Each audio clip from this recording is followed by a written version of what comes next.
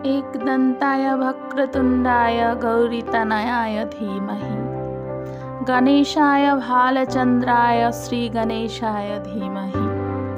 শ্রী গণেশ হলেন বিঘ্ন বিনাশকারী, তাই কর্মারম্ভে এবং বিঘ্ন বিনাশের দেবতা হিসেবে প্রথমেই আরাধনা করা হয় শ্রী গণেশের।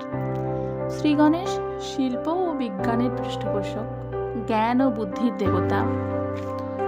গণেশের ঋদ্ধি ও সিদ্ধি নামে 2 স্ত্রী রয়েছে, পাশাপাশি শুভ ও লাভ নামে 2 পুত্র। শ্রী গণেশের প্রিয় ফুল হলো লাল রঙের ফুল, প্রিয় বস্তু হলো দুর্বা ঘাস ও ডাব, তাই ভগবান গণেশের পূজাতে এগুলির ব্যবহার হয়ে থাকে।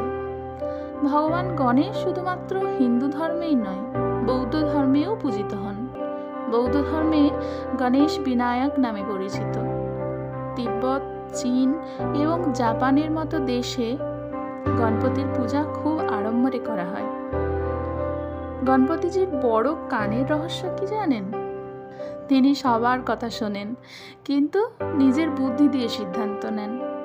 বড় কান এও ইঙ্গিত দেয় যে খারাপ জিনিসগুলো ত্যাগ করে ভালো জিনিস কানে নিয়ে রাখা উচিত।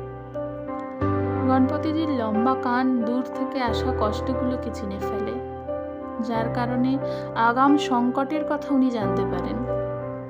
ভগবান গণেশের দেহের 2টি রং রয়েছে, যার মধ্যে লাল রং সমৃদ্ধির প্রতীক এবং সবুজ রং শক্তির প্রতীক হিসেবে বিবেচনা